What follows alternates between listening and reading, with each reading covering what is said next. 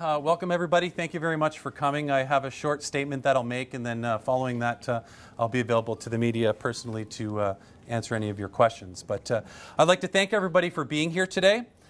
In 2006, I entered public service as a city councillor to create positive change and move our city forward. 4 years later, I had the privilege of being elected the 95th mayor of the city of Kingston. During these past 8 years, it has been an honor to work with not only the members of City Council, but also with the great City of Kingston staff, who I have the utmost respect and admiration for.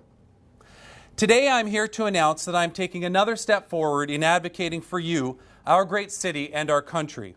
Today, I am announcing my intention to seek the Liberal nomination for the Kingston and the Islands' upcoming 2015 federal election. I, like many others, was surprised when Ted Hsu announced that he would be stepping down as our Member of Parliament.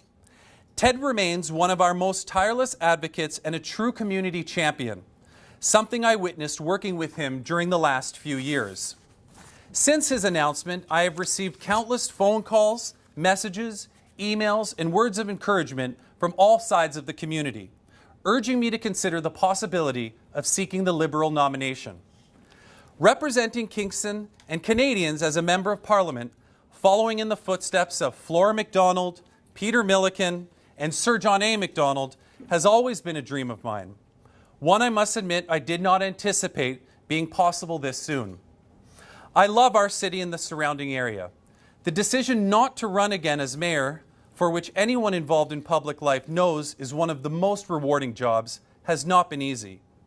But it is with the profound belief in moving Kingston and the Islands forward and the commitment to our country that my wife Vanessa and I have made this decision. Over the last 4 years, together we have invested in our people, our infrastructure, and our quality of life. But there is even more work to be done. With your support, we can continue to make our country the place of opportunity. Thank you for putting your trust in me for the last 8 years, for moving our city forward and believing what we can achieve together.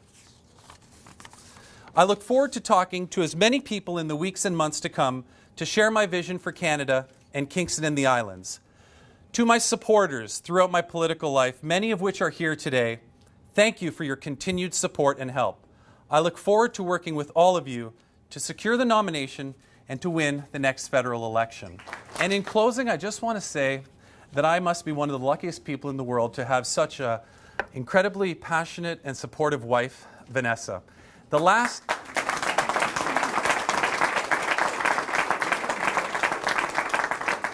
5 days have been nerve-wracking for not just me, but for her. We've spent many hours, sleepless nights, talking and discussing the pros and cons and the challenges and the opportunities and possibilities.